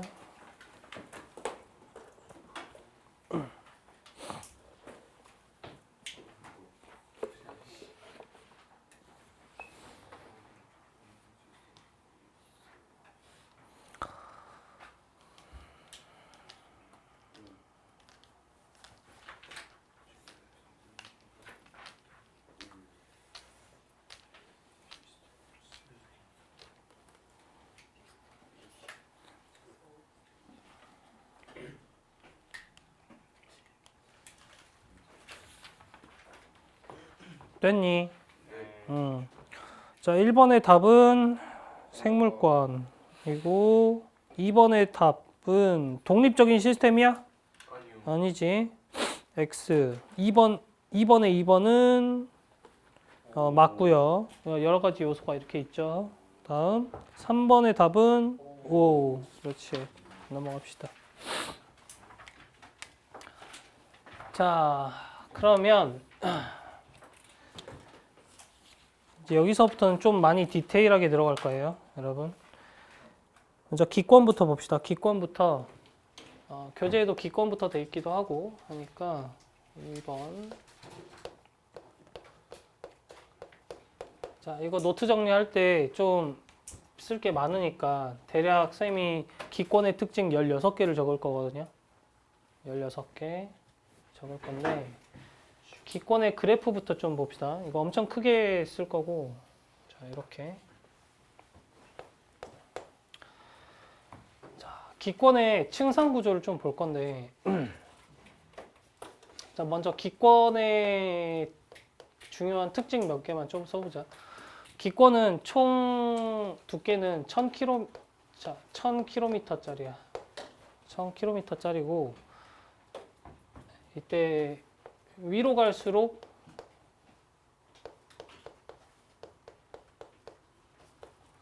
공기가 줄어드는 구조를 가지고 있어요. 위로 갈수록 공기는 줄어들고요. 그리고 주성분은 뭘로 이루어져 있어요? 질소가 78%, 산소가 21%. 이런 식으로 이루어져 있어요. 요거 세 개 정도만 해도 되겠네. 1000km고 위로 갈수록 공기 줄어들고 이제 주성분은 이런 식으로 구성되어 있어요. 자, 이 그래프는 온도 그래프인데 원래 그래프를 대부분 볼 때 X축을 독립변인 그리고 Y축을 종속변인으로 많이 놔요. 이때 독립변인, 종속변인은 무슨 말이냐면 독립변인이 원인, 종속변인이 결과로 보시면 됩니다. 심플하게. 그래서 여기에다가 원인을 증가하는 방향으로 이렇게 표현하거나 감소하는 방향으로 표현했을 때 종속변인, 즉 결과값을 여기다 적는데 이 그래프는 좀 특이하게 이쪽이 원인입니다. 높이 올라갈수록 자, 무엇이 변하는 걸 볼 거냐면 온도의 변화를 체크할 겁니다. 그렇죠? 그래서 이 그래프는 해석할 때 위로 올라갈수록 온도가 어떻게 변하는지 보면 됩니다. 자, 당연히 온도가 이쪽으로 가면은 자, 왼쪽으로 그래프가 움직인다? 그러면 추워진다, 더워진다? 추워지는 거. 그렇지? 추워짐. 오른쪽으로 그래프가 움직이면 더워짐. 이렇게 해석하는 겁니다. 혹시나 여러분들 그래프 해석이 어려울까봐 친절하게 이렇게 또 다 알려줄 거예요. 틀리면 안 돼. 자, 다 그랬을 때 여기 맨 아래가 높이 0, 즉 사람이 살아가는 공간 땅이라고 했을 때 사람이 사는 공간은 꽤 따뜻한 편입니다. 그래서 온도가 꽤 높아요. 평균 기온은 20도로 출발할게요. 20도. 20도에서 출발을 한다고 치면 지구는 특이하게 또 위로 올라갈수록 원래 추워져야 되거든. 추워지는 게 맞아. 위로 올라갈수록 우주에 가까워지는 거니까 우주는 영하 270도니까 여기는 온실 효과 때문에 이제 20도 따뜻한데 이제 위로 올라갈수록 얘가 온도가 내려가. 이런 식으로. 이렇게 온도가 내려가는 이유는 지표면에서 이거 선생님이랑 공부했다. 지표면에서 뭐가 올라오지? 그치? 열이 무슨 형태로 올라오지? 복사. 그 복사가 무슨 형태의 파장이지? 예, 무슨 파장이냐고, 영역대가. 파장. 선생님이랑 배운 거 있잖아. 지구 복사 에너지가 그 스펙트럼상 마이크로파냐, 자외선이냐, 가시광선이냐 했을 때 지구에서 나오는 복사 뭐야? 몰라? 뭐야? 몰라? 아, 사람 몸에서 나오는 거랑 똑같은 거. 뭐야? 그래, 적외선. 적외선이죠, 적외선. 그러니까 적외선이 나온다고. 적외선이 나오는데 그럼 적외선이 나왔을 때 아래에 있는 공기들은 적외선을 많이 먹고 위쪽으로 올라가서 공기들이 적외선을 많이 먹을 수 있겠어, 없겠어? 못 먹어요. 못 먹지. 그러니까 온도가 떨어지는 거야. 오케이? 그래서 온도가 떨어지는 거라. 자, 온도가 떨어지다가 이제 조금 특이점이 나타나요. 뭐냐면 온도가 다시 올라요. 이미 알고 있었잖아. 신기해. 자, 이거는 그럼 왜 오르냐? 를 생각해야 되죠. 자, 그러다가 다시 또 특이점이 뭐죠? 다시 내려가요. 그러다가 다시 또 올라가요. 이렇게 올라갔다 내려갔다를 반복하는 좀 특이합니다. 그래서 지구에서는 이 온도의 변화, 이 변곡점을 기준으로 지구의 대기층을 총 4개로 나눌 수 있습니다. 이런 식으로 4개로 나눌 수 있고요. 자, 그래서 맨 위에 거부터 시작해 봅시다. 맨 위에 거부터. 맨 위에는 열권이라고 부릅니다. 열권. 아까 봤듯이. 그래서 열권의 특징을 나열하자면 자, 첫 번째 열권은 높이가 올라갈수록 온도가 어떻게 됩니까? 낮아져요, 올라가요? 그러니까 높이가 올라갈수록 그래프가 오른쪽으로 가요, 왼쪽으로 가요? 오른쪽으로 가잖아. 그러니까 낮아져요. 더워져요. 높아져요.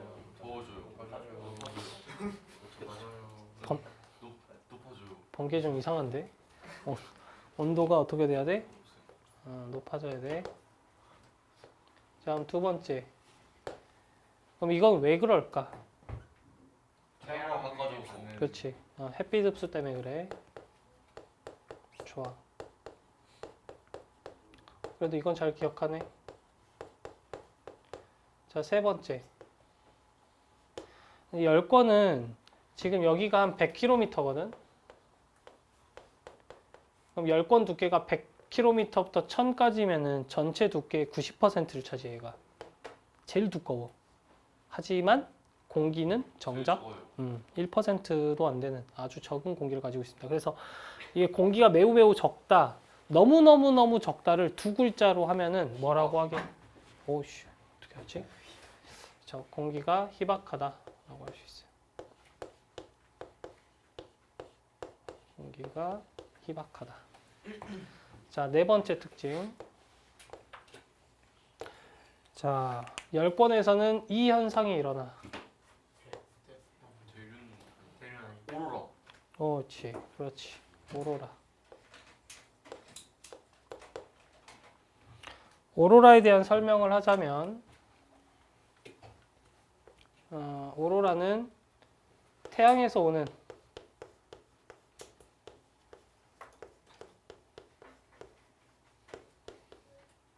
고에너지 입자가 지구의 공기층과 충돌하여 빛이 나는 현상이에요.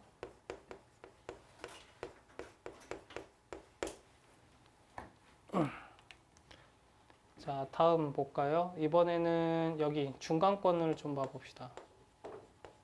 중간권. 중간권도 네 가지로 이렇게 정리를 좀 해보죠. 첫 번째. 자, 도연아. 중간권에서는 높이가 올라갈수록 온도가 어떻게 되니? 그렇죠. 온도가 내려가죠. 이거 조금 구분이 쉽게 쌤이 색깔로 보여줄게. 올라갈 때는 빨간색으로 해줄게. 내려갈 때는 파란색으로 해줄게. 너희들 잘 보이라고. 이렇게. 자, 두 번째 특징. 중간권에서는 이게 없어요. 아니지, 미안, 쏘리. 이게 잘 일어나. 대륙. 오, 그렇지. 여기는 핫 공기. 근데 아래에 있네? 위로 올라가려고 하겠지? 여기는 찬 공기. 근데 위에 있네? 찬 공기는 내려오려고 하겠지? 이렇게 위아래로 뒤섞이는 현상. 대류가 있습니다. 자, 세 번째.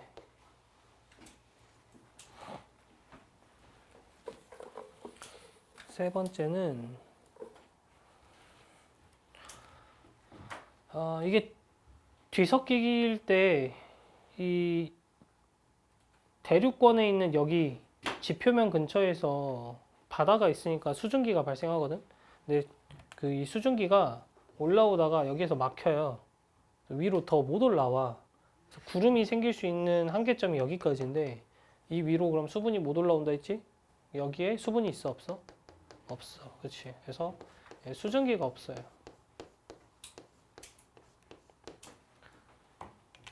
자, 대륙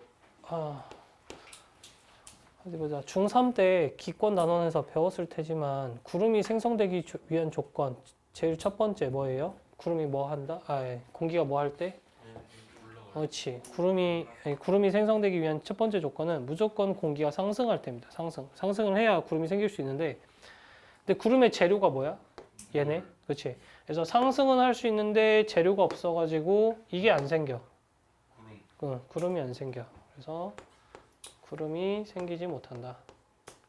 구름이 생기지 못하니까 비, 눈, 뭐 우박 이런 거 아무것도 생길 수 없겠죠. 그게 바로 기상현상이 안 일어난다. 이렇게 정리할 수 있겠습니다. 다음 마지막 네 번째. 네 번째는 이 중간권의 아이덴티티인데 여기서부터 그 아까 말했던 우주에서 오는 돌멩이가 여기서부터 타기 시작해요. 시우 뭐지? 돌멩이 타는 거. 돌멩이 타는 거. 세 글자는 별이 싼 똥. 그렇지. 두 글자는. 유성. 그렇지. 유성. 이렇게. 번개중 너네들 선생님이 그래서 이거 그 영화 보라 했죠.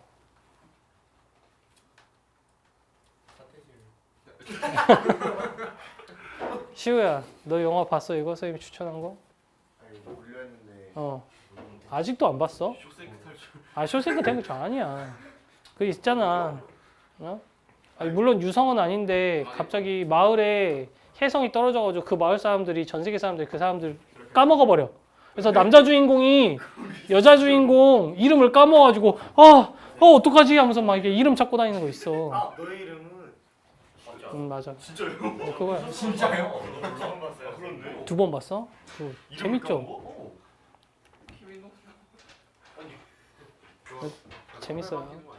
그니까. 아니야 주인공이 안 봤어. 마지막에 이름 써서 2차 과거에서 그래서 특히 자, 다음 성춘권 가봅시다. 성춘권. 제가 과거에 가야 돼. 자, 성층권의 첫 번째 특징은 얘는 높이가 올라갈수록 온도가 내려가요? 내려가? 올라가지 지금. 올라가고 있어. 오케이. 자, 두 번째. 성층권 같은 경우는 이제 먼저 보면은 이 중간권하고 한번 같이 비교해 볼까? 미안. 이것부터 하자. 그러면 얘는 왜 올라갈까? 이게 좀 이상해. 왜냐면 내려가는 게 어찌 보면 당연하거든. 우주로 가면 추워져야 되니까. 근데 얘는 위로 올라갈수록 온도가 올라가네. 뭔가 이상하지? 그 이유는 성층권이 가지고 있는 아주 중요한 무슨 층 때문에 그래요. 그렇죠. 오존층이죠. 오존층 때문에 왜 위에 올라갈수록 더워지냐? 뭔가를 흡수하니까 그래. 뭐지? 자외선. 자외선이지. 실제로 이 자외선이 그대로 땅에 꽂히면 우리 다 죽어요. 못 살아. 자, 그 다음 세 번째. 또한 이 성층권 같은 경우는 중간권과 다르게 아래쪽이 차갑고 위쪽이 따뜻하네? 그러면 위쪽에 있는 공기는 내려오려고 하지 않아. 위에 있으려고 그래. 차가운 공기는 아래에 있으려고 해. 대류가 없어. 그렇지. 그렇지. 대류가 없다. 둘 다 잘했어. 대류가 없으니까 공기의 층 자체가 어때요? 안정적. 그렇죠. 안정된 공기층이야. 그러면 이 안정돼 있다는 특징에 이제 우리가 이제 눈독을 들이지. 비행기의 경로. 그렇죠. 그래서 이거를 비행기 경로로 사용합니다. 그래서 비행기가 뜰 때 제일 목표는 성층권 진입이에요. 여기까지 진입한 다음에 이제 날아가서 이제 착륙하는 시퀀스를 가지고 있죠.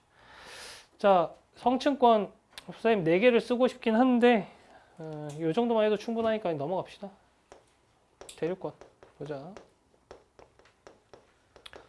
자, 대륙권 같은 경우는 역시나 이것도 한 3개로만 좀 축약해서 하자. 3개로만. 첫 번째.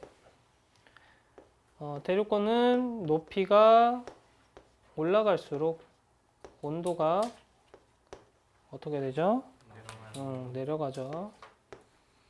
이렇게. 자, 그러다 보니까 이 대륙권 같은 경우는 이름에서도 나와 있듯이 대류가 무지막지하게 심한 층입니다. 그죠? 대류가 무지막지하게 심하고 또한 수증기 있어요, 없어요? 그렇죠. 수증기도 있어요. 수증기도 있어요, 이렇게. 그러면 요거 두 개를 조합해서 생각해 보면 대륙권은 뭐가 많이 생기겠다? 구름 엄청 많이 생기겠죠. 구름이 많이 생긴다는 건 비가 오고 비가 오고 눈이 오고 기상현상이 아주 잘 일어납니다. 그래서 수능 문제 같은 데서도 이 중간권하고 대류권의 이 특징이 대조되니까는 많이 비교를 하거든. 그래서 이거 잘 보고, 그리고 성층권 같은 경우는 맡은 역할이 굉장히 많으니까 이것도 많이 물어봅니다. 자, 대류권의 마지막 특징 세 번째. 대류권은 약 11km 정도밖에 안 돼요. 얘가 11km 정도 두께밖에 안 돼. 전체 기권이 1000km 중에서 10km 정도밖에 안 되니까 두께가 몇 %밖에 안 돼? 1%밖에 안 되죠. 하지만 이 1%밖에 안 되는 아주 작은 두께의 전체 공기량의 80% 이상. 그러면 정확한 수치는 몰라도 되는데 어쨌든 공기가 어디에 제일 많다? 대류 여기에 제일 많다. 그래서 얇지만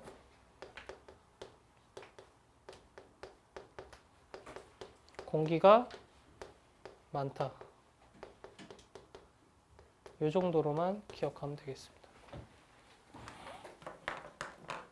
됐지?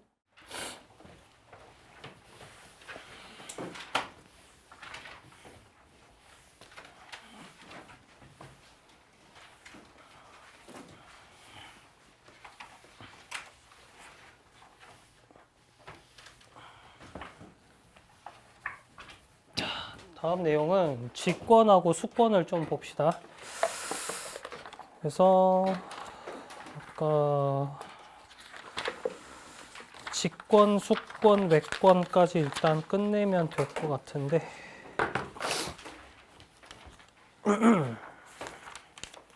자, 샷. 네, 몇 번까지 썼지? 기억이 안 나네. 3번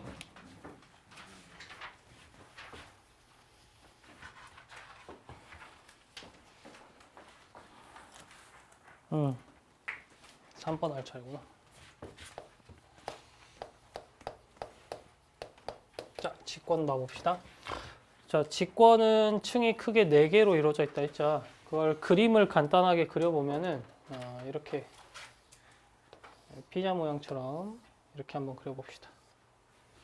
이렇게 그려가지고 한 이쯤 층이 한 이렇게 나눠져 있어.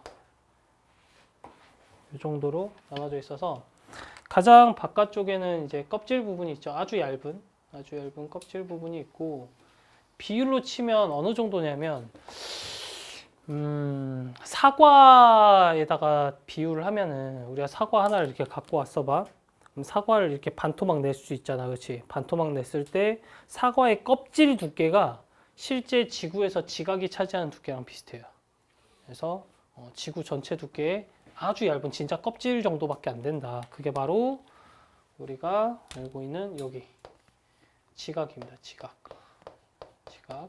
그리고 사과에서 가장 많은 부분을 차지하고 있는 건 사과 과육이죠. 그렇죠? 그런 것처럼 지구에서도 가장 많은 부분을 차지하고 있는 여기가 이제 멘틀. 그렇지? 멘틀이고, 그 다음 여기가 이제 외핵. 여기 안쪽은 내핵. 이렇게 구성되어 있어요. 지구는. 자, 지각의 특징을 좀 봅시다. 지각은 가장 얇은 층으로서 대략 두께는 이게 10km에서 한 깊은 데는 30km까지 두꺼운 데는 그렇게 좀 두께가 다양한데, 이때 이제 지각을 이제 단단한 암석으로 이루어져 있고,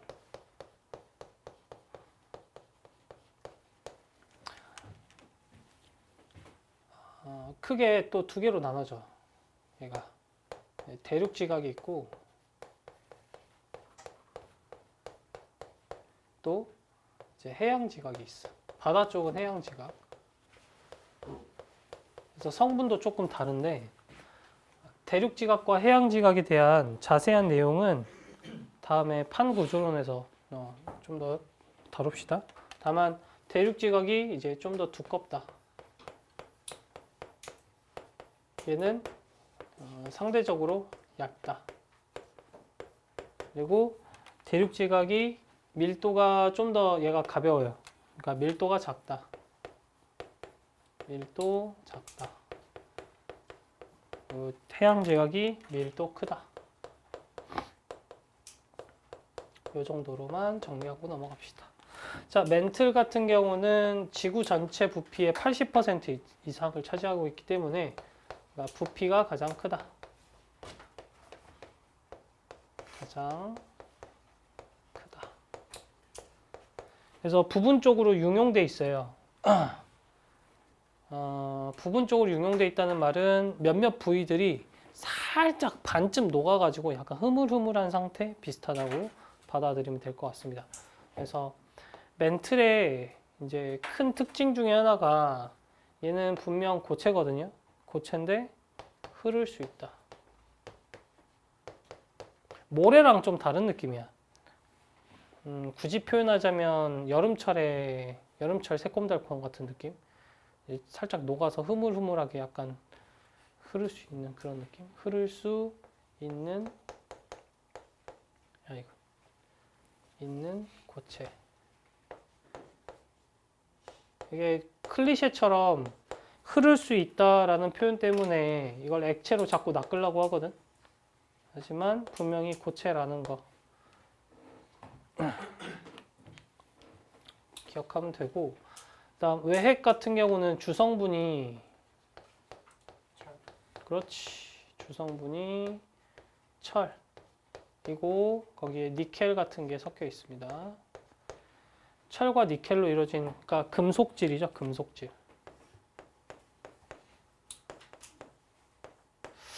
근데 이렇게 금속들은 우리가 주기율표상에서 봤을 때 애들이 자유전자가 많잖아. 그치? 그리고 얘들 또 외핵 같은 경우는 이 금속이 뜨거워가지고 녹아있는 액체 상태란 말이야.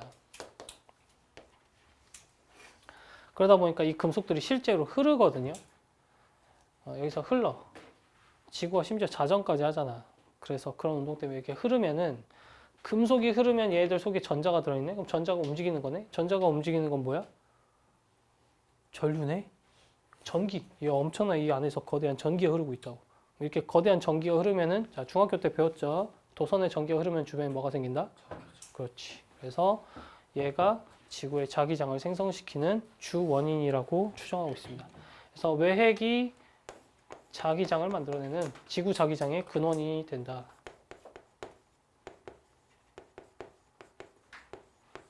때문에 이 외핵의 흐름이 멈추면은 이제 큰일 납니다. 이것도 영화에 있어요. 재난 영화 중에 하나인데 여러분들 혹시나 궁금해할까봐 이 자기장 형성에 문제가 생기면 어떤 일이 벌어질까? 코어라는 영화가 있습니다. 코어. 2003년도에 개봉했던 아주 오래된 영화예요. 그래서 한번 보면은 재밌을 것 같습니다. 과학 시간에 봤어? 봤어요. 오. 그 안에 막 펴고 들어가지고 핵폭 터뜨려가지고. 거기까지는 이제 조금 약간 상상이지만 그 영화를 보면 이제 좋은 점은 지구 자기장이 없어지면 어떤 문제들이 생길 수 있는가 그런 것들은 좀 잘 표현해 놨습니다. 자, 내핵 봐봅시다. 내핵. 내핵도 주성분은 똑같습니다. 철과 니켈이에요. 철과 여기에 금도 충분히 있을 수 있죠. 밀도가 높은 물질이라 금도 섞여 있을 겁니다. 이게 주성분이지. 이게 제일 많다라는 거. 자, 근데 외핵도 뜨겁거든. 여기도 엄청나게 고온이에요. 무지막지하게 뜨거워. 이제 100만 도 가까이 될 거야. 근데 내핵은 더 뜨거워. 더 뜨거운데 웃기게도 고체야. 왜일까? 얘는 더 고온인데.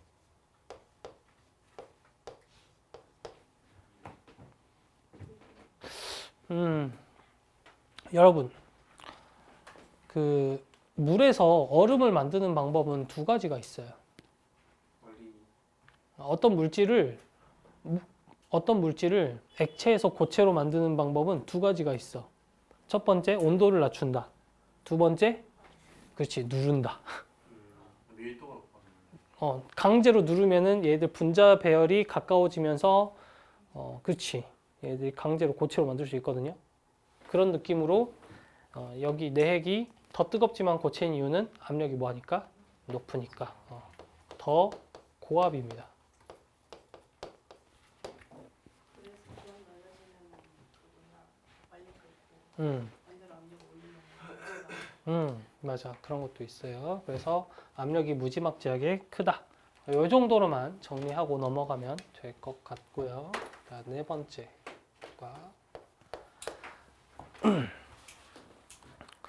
자, 잠깐만. 네 번째 가기 전에 162페이지 중요 개념 체크 3번, 4번 하고 갑시다. 자, 162페이지 중요 개념 3번, 4번. 쉬우니까 바로 하고 넘어가죠.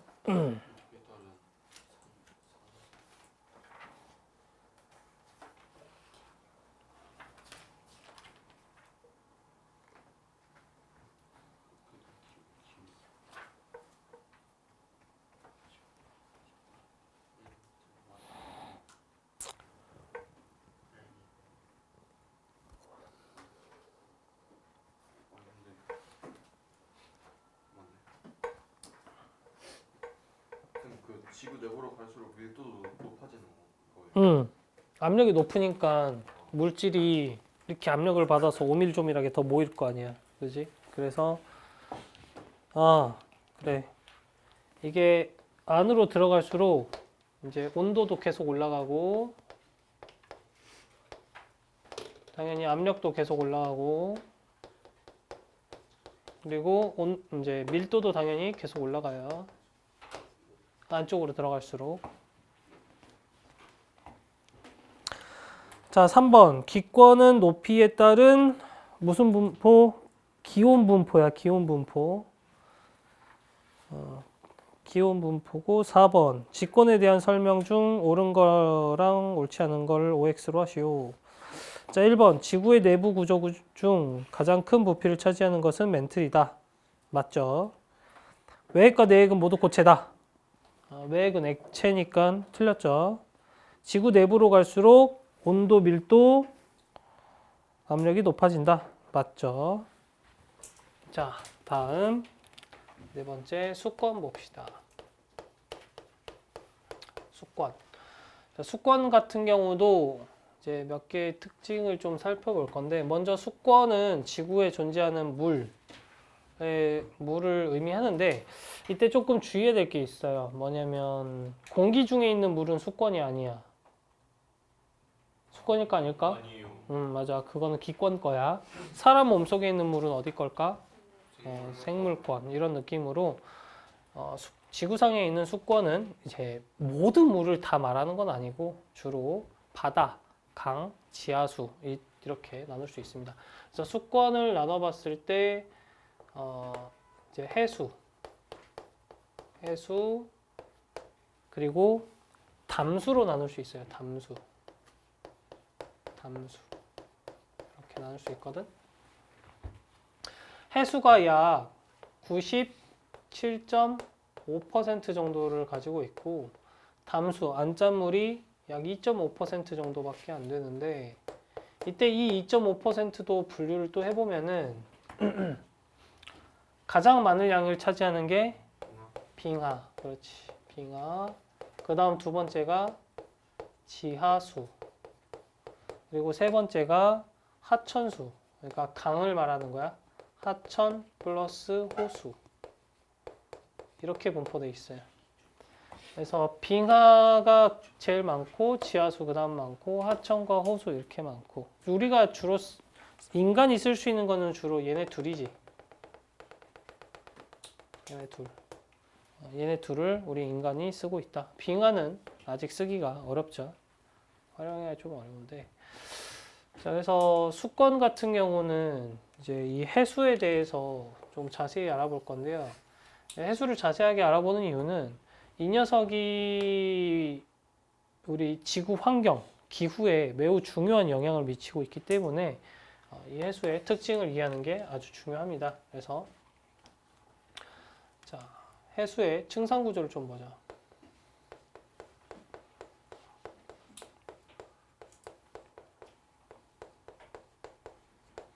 해수의 충산 구조는 총 3개로 이루어져 있는데, 자, 그래프를 이런 느낌으로 그리면 여기가 역시나 온도, 이쪽 아래로 가는 거는 이제 깊이, 깊어지는 거 이렇게 놓고 볼 수 있어요. 그랬을 때 자, 먼저 지구 표면 온도, 평균 표면 온도를 한 20도 정도로 잡으면은 이렇게 잡을 수 있겠지. 20도 이렇게 잡아볼 수 있겠죠. 자, 20도에서 출발해가지고 바닷물 아래로 내려가면은, 자, 온도계를 붙잡고 물 아래로 계속 내린다고 상상을 해봅시다. 계속 아래로 내릴 때 온도계가 아래로 내려가다 보면은 점점 가다가 여기까지는 온도가 똑같아. 안 변해. 그지? 안 변하는 층이 있어. 그래서 이렇게 온도가 변하지 않는 층이 있고, 이제 깊이부터 아래로 더 내려가기 시작하면 온도가 떨어지기 시작합니다. 이렇게 온도가 떨어져가지고 일정 깊이까지는 계속 내려가. 그래서 이 깊이 또 이하부터는 온도가 안 변하고 일정해지는 이런 형태가 나타납니다. 그래서 우리는 이렇게 온도 변화를 기준으로 층을 3개로 나눠서 첫 번째 층을 혼합층, 온도가 쭉 내려가는 층을 수온약층, 그리고 더 이상 온도가 다시 내려가지 않는 층을 빛이 들어오지 않는 심해층, 이렇게 말을 하지. 자, 혼합층이 그러면 왜 온도가 일정할까? 라고 했을 때 여러분 떠올려야 되는 거는 뭐 때문이다? No. No. No. No. 해풍. 바람.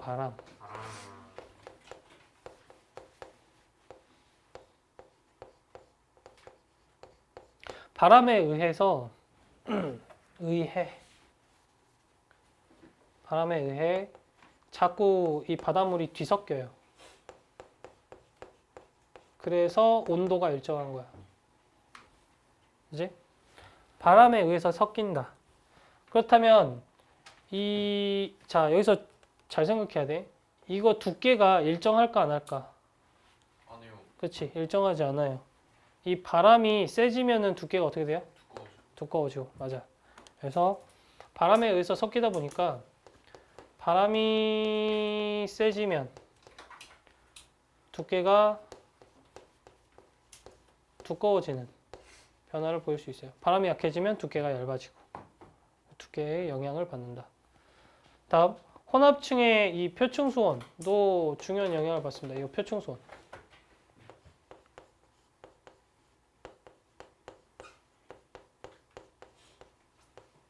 미안.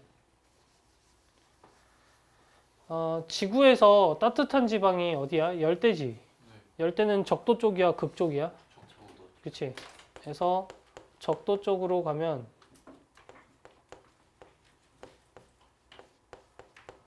적도 쪽에서 표층 수온이 높아요.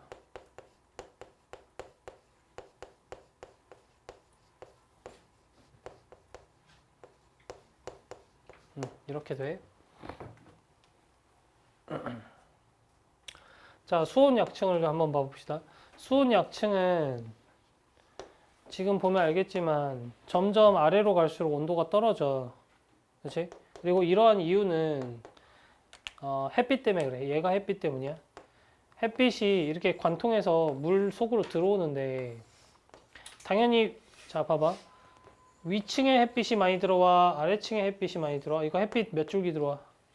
세 줄기. 아래쪽은 한 줄. 이런 식으로 이 물 분자가 햇빛을 흡수하기 때문에 깊이 들어가면 들어갈수록 빛의 양이 점점 줄어든단 말이야. 그래서 위쪽은 햇빛을 많이 흡수하니까 온도가 높고 아래쪽으로 갈수록 온도가 낮은. 그래서 이렇게 나타납니다. 그래서 이게 햇빛 때문인데, 그러면 수온 약층은 위쪽이 따뜻하고 아래쪽이 차가우니까 따뜻한 거는 아래로 안 내려가려고 하겠죠. 차가운 녀석도 아래에 있으니까 위로 딱히 올라가려고 하지 않겠죠. 따라서 뭐가 안 일어난다? 그렇지, 대류가 안 일어나.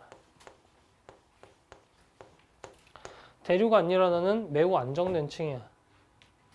그럼 대류가 안 일어난다는 말은 자 여기 심해층은 춥긴 하지만 장점이 있어요.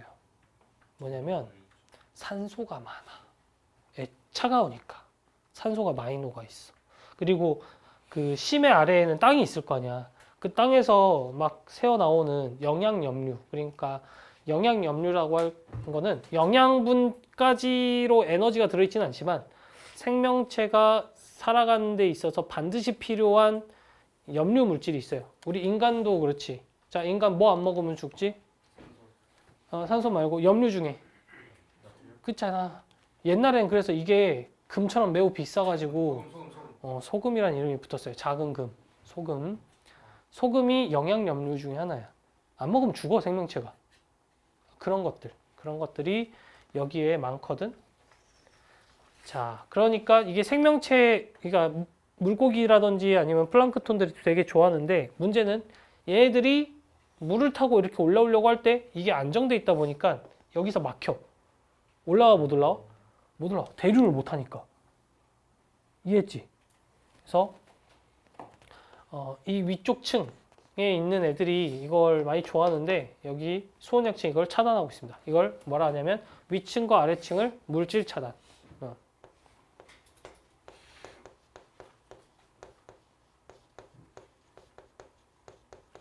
위층과 아래층의 물질 차단이 이루어지고 있다.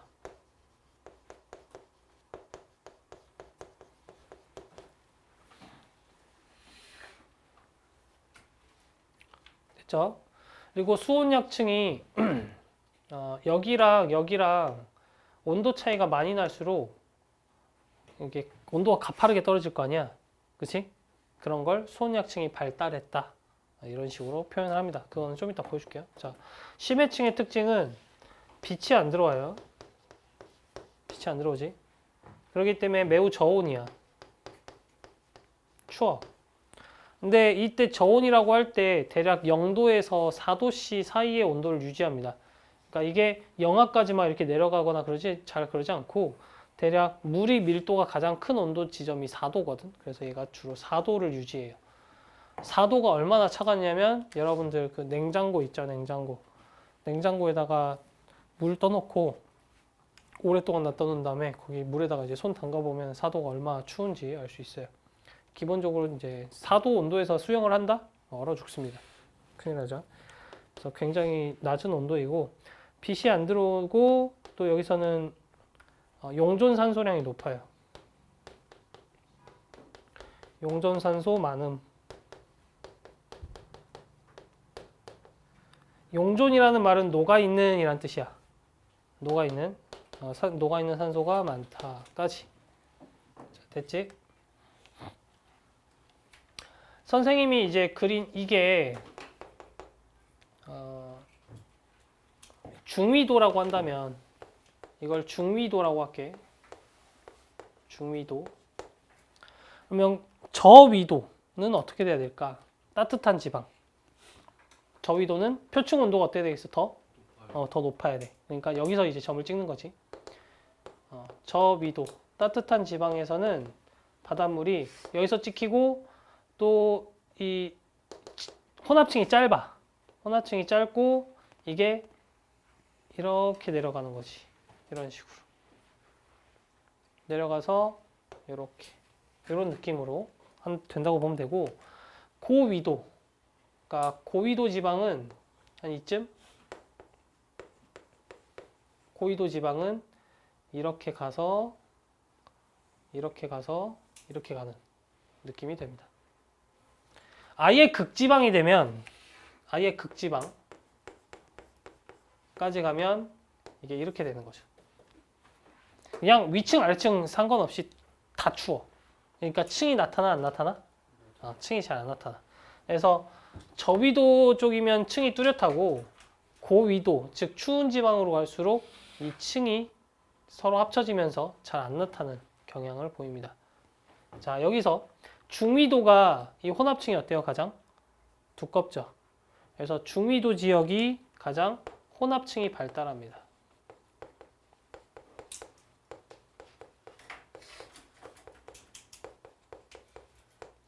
혼합층이 여기서 가장 뚜렷하게 나타난다. 그다음 저위도 지방은 여기 자 수온약층, 그치? 수온약층의 온도 격차가 심하죠. 그래서 여기는 수온약층이 발달한다.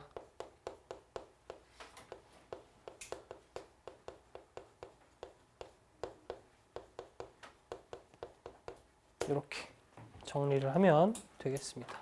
같은 데서는 좀 심해 있는 물질이 올라와요. 맞아. 그래서 극지방에서는 이 심해 있는 물질들이 이쪽까지 올라와요. 그래서 이 추운 지방의 바다가 굉장히 중요해. 추운 지방에서 여기 있는 영양염류들이 이렇게 타고 올라왔지? 근데 추운 지방의 이 바닷물이 지구의 해수 순환 시스템을 따라서 그러니까 위쪽에서 이렇게 오는 거야. 너희들 우리 중학교 때 이거 배웠지?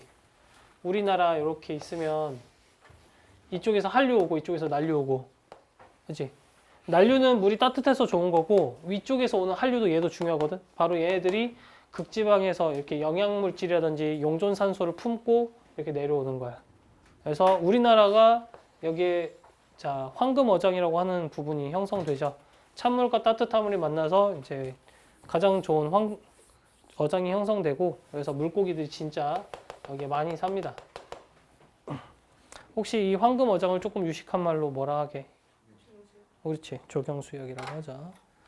그리고 독도 가지고 자꾸 일본이 분쟁권을 거는 이유도 사실 독도 그 조그만 땅이 문제가 아니라 이 조경수역 때문에 그렇습니다. 자, 오케이. 그 다음 이번에는 생물권이랑 외권은 뭐 크게 어려운 게 없는데 외권에서 딱 하나만 밑줄 치고 가자. 교재에서 뭐냐면 여기 있다.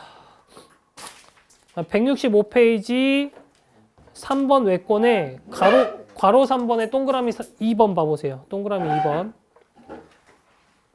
동그라미 2번 보면 지구 자기장은 우주선이나 태양풍의 고에너지 입자를 차단하여 지구의 생명체를 보호하는 역할을 한다 라고 돼 있지.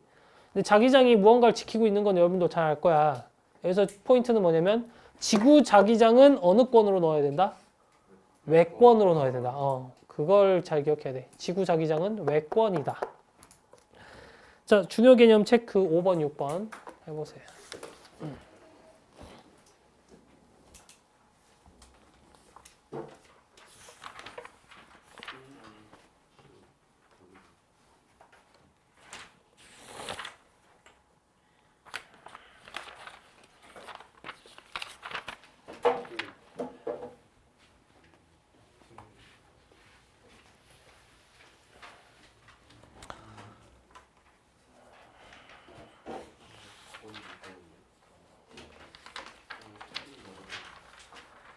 자, 오늘 수업은 여기까지 하면 되니까 이번에는 숙제를 좀 내볼까? 숙제는 아까 디지털과 신호 하면 되니까 27페이지부터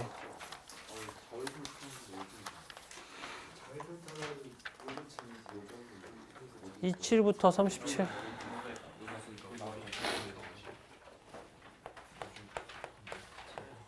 고에너지를 차단이네.